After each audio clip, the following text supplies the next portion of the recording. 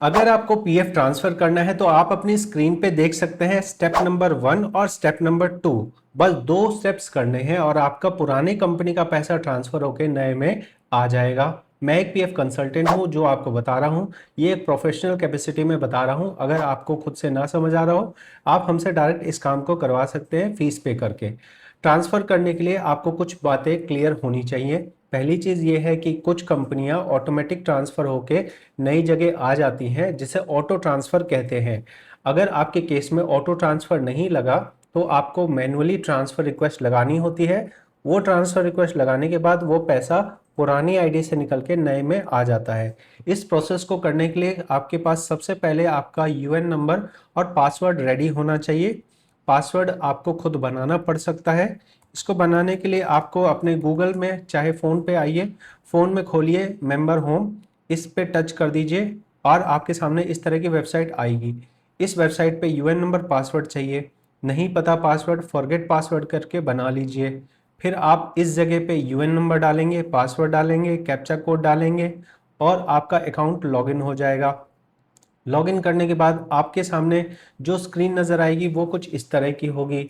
आपके लिए extra screen हो सकती है कि नॉमिनेशन वाली आ रही हो, उसको आप अभी के लिए इग्नोर कर सकते हैं। केवाईसी होना आपका ज़रूरी है, बैंक अपडेट होना ज़रूरी है, आधार अपडेट होना ज़रूरी है, पैन अपडेट होने की ज़रूरत नहीं है। आपको ये देखना है कि आपको कौन कौन सी कंपनियां ट्रांसफ़र करनी है। तो चलिए आपको डिटेल में दिखाता हूँ। पूरी वीडियो को कंप्लीट देखिएगा, अदरवाइज आप बहुत चीज़ें मिस कर देंगे और फिर आपके ट्रांसफ़र में प्रॉब्लम आएगी। तो सबसे पहला काम करना है सर्विस हिस्ट्री को चेक करने का। इसके लिए हमें ऑनलाइन सर्विस पे जाना है। उसके बाद यहाँ सर्विस हिस्ट्री देखनी है। सर्विस हिस्ट्री में आज के दिन में बहुत अच्छा काम कर दिया गया है कि आपको सर्विस हिस्ट्री पे ही बता दिया जाता है कि कौन सी कंपनी आपको ट्रांसफ़र करना ज़रूरी है। इसके लिए हम जैसे इसे टच करते हैं, हमारे सामने ये मैसेज आता है जहां लिखा है कि ट्रांसफ़र करना क्यों ज़रूरी है। तो ट्रांसफ़र करना इसलिए ज़रूरी है क्योंकि इससे पैसा इकट्ठा हो जाता है। अगर मान लो आपको पैसा निकालना हो, पूरा पैसा निकालना हो, तो उस पर टैक्स नहीं कटता है। साथ में ही 10 साल से ज़्यादा की सर्विस हो जाती है तो आपको पेंशन चालू हो जाती है। और साथ में ही अगर कुछ हो जाता है मेंबर को तो 7 लाख रुपए का इंश्योरेंस मिलता है। ये बेनिफिट आपको बताया जा रहा है। ठीक है, अब हमने इसको ओके कर दिया। अब यहाँ आपको नज़र आ रहा है प्राइमरी मेंबर आईडी और due to transfer. Primary member ID वो है जिसमें आप आज के दिन में नौकरी कर रहे हैं, मतलब सारे पैसों को प्राइमरी मेंबर आईडी में होना चाहिए।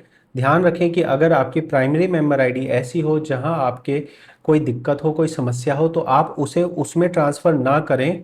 ट्रांसफ़र का काम करना ही नहीं है। फिर आप डायरेक्ट तौर पे पुरानी कंपनी से भी पैसा निकाल सकते हैं अगर आपको पैसे की ज़रूरत हो। लेकिन आप प्राइमरी अकाउंट जो अभी जिसमें आप नौकरी कर रहे हैं उसमें ट्रांसफ़र तभी करें जब आपको ये भरोसा हो कि वो अकाउंट आपका सही है, उस अकाउंट में अभी आपको और नौकरी करनी है। अगर आप नौकरी बदल के किसी और जगह जाना चाहते हैं तो आप प्राइमरी अकाउंट में अभी ट्रांसफ़र मत कीजिए। नई कंपनी में आने के बाद 1 महीने होने के बाद ट्रांसफ़र रिक्वेस्ट आपको लगानी चाहिए। अब बात करते हैं due for transfer. Due for transfer मतलब ये वो कंपनियां हैं जो आपको ट्रांसफ़र करना चाहिए। तो यहाँ पे आप देखेंगे तो हमें कई सारी कंपनियां नज़र आ रही हैं। यहाँ नज़र आ रहा है पीए बैलेंस, तो यस, मतलब इस आईडी में पीए बैलेंस है। इस आईडी में पेंशन की भी सर्विस है। ये हमें एक सर्विस नज़र आ रही है, फिर 2 नज़र आ रही है, फिर 3 नज़र आ रही है। तो 3 नज़र आ रही मतलब 3 कंपनियां अभी ऐसी हैं जो हमें ट्रांसफ़र के लिए लगी हुई हैं, जो ट्रांसफ़र के लिए एलिजिबल हैं। इसके अलावा हम नीचे आ रहे हैं तो हमें नज़र आ रही है सेटल्ड मेंबर आईडी, मतलब ये वो कंपनियां हैं जो ऑलरेडी ट्रांसफ़र होके आगे अगले आईडी में आ चुकी है, उसके अंदर कुछ बैलेंस नहीं रहा है। यहाँ पे आप स्टेटस देखेंगे तो यहाँ ट्रांसफर्ड लिखा है, बैलेंस में नो लिखा है।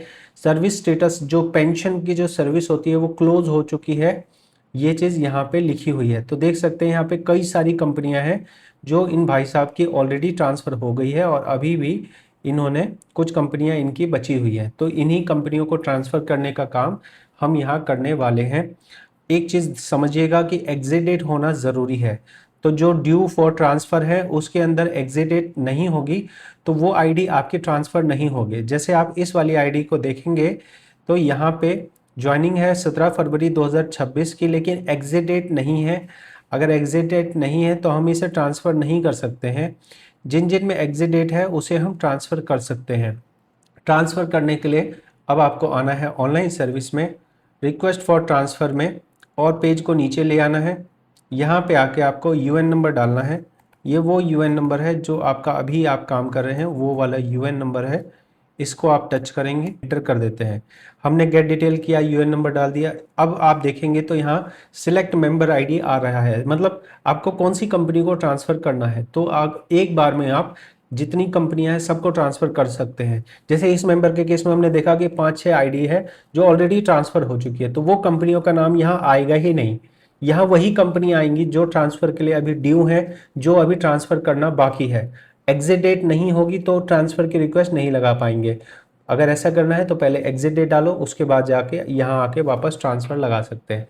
तो मैं आपको दिखाता हूँ। हमने एक कंपनी सेलेक्ट करी, कंपनी की डिटेल नीचे आ गई। फिर हमने 2 कंपनी सेलेक्ट करी। यहाँ देख सकते हैं, यहाँ बोल रहा है कि आपने इस आईडी में अभी फॉर्म नंबर 31 एडवांस निकालने के लिए भरा है, इसलिए आप अभी से ट्रांसफ़र नहीं कर सकते। हमने ओके कर दिया। फिर हम एक और कंपनी दिखा रहा था, इसको हमने टच किया तो ये एरर दिखा रहा है कि अभी आपकी एग्जिट डेट उसमें नहीं है।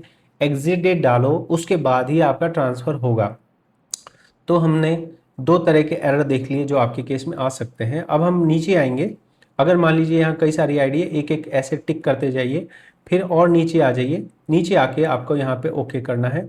यहाँ आपको गेट ओटीपी करना है। गेट ओटीपी करके 6 अंकों का ओटीपी आपको यहाँ सबमिट कर देना है। सबमिट करने के बाद आपकी ये रिक्वेस्ट कंपनी में नहीं जाएगी, सीधे पीएफ ऑफिस चली जाएगी। कंपनी में तब जाएगी जब आपकी जो कंपनी आप ट्रांसफ़र कर रहे हैं वो 1 अक्टूबर 2017 से पहले की होगी।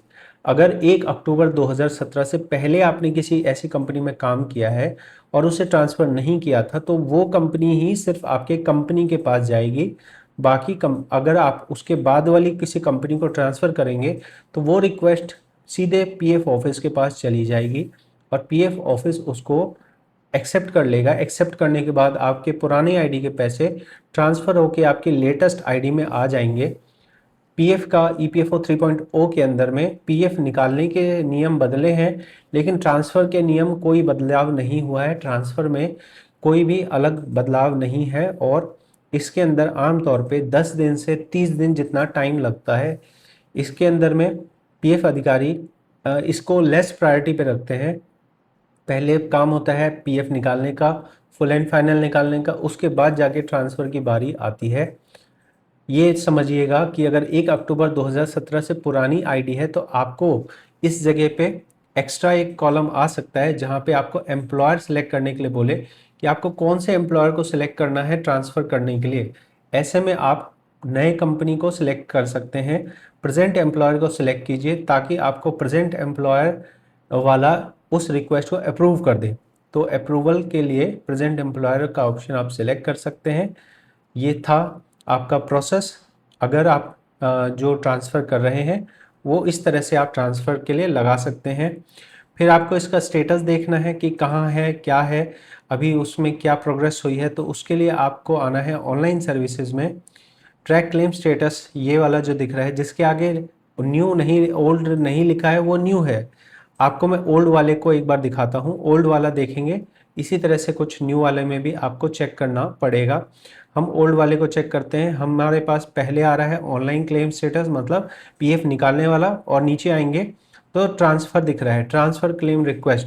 तो यहाँ आप देख सकते हैं लिखा है स्टेटस। स्टेटस में लिखा है एक्सेप्टेड बाय फील्ड ऑफिस, मतलब ये ट्रांसफ़र ओके हो गया है।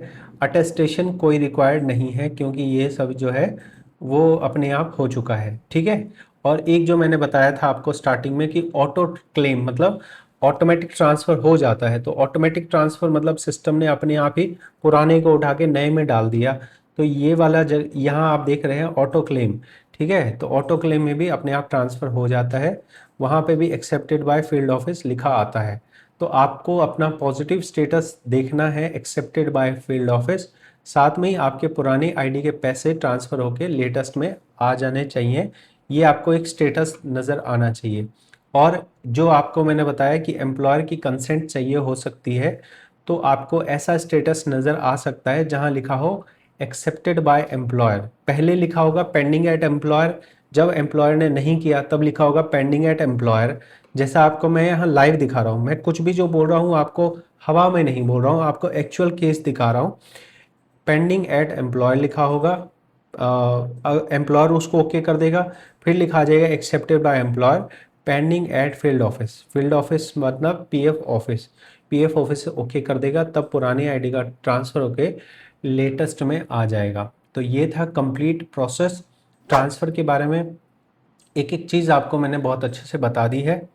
आपसे रिक्वेस्ट होगी कि अगर आपको ये वीडियो हेल्पफुल लगी हो, आप हमारे चैनल को सब्सक्राइब कर सकते हैं, ताकि आगे भविष्य में जो बदलाव आएंगे वो आपको जानकारी मिल जाए।